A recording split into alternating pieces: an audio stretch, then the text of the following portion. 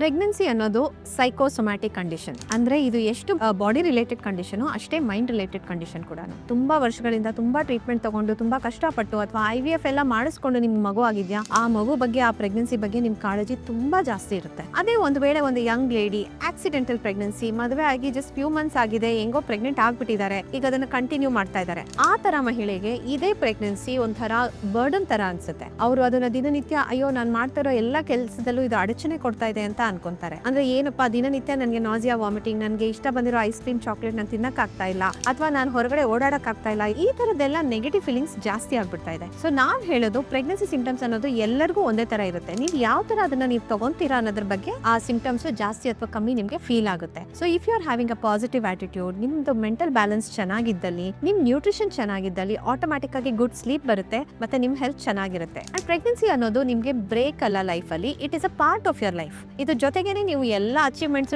ಮಾಡ್ಕೋಬಹುದು ಅನ್ನೋದು ನಿಮ್ಗೆ ಕಾನ್ಫಿಡೆನ್ಸ್ ಇರಬೇಕು. ನಿಮ್ ಫ್ರೆಂಡ್ಸ್ ಅಲ್ಲಿ ಯಾರಾದ್ರೂ ವರ್ಕಿಂಗ್ ವಿಮೆನ್ ಇದ್ದು ಅವ್ರು ಪ್ರೆಗ್ನೆಂಟ್ ಆಗ್ಬೇಕಾ ಆಗ್ಬಾರ್ದಾ ಅಂತ ಯೋಚನೆ ಮಾಡ್ತಾ ಇದ್ದಲ್ಲಿ ಈ ವಿಡಿಯೋನ ಖಂಡಿತವಾಗ್ಲೂ ಶೇರ್ ಮಾಡಿ.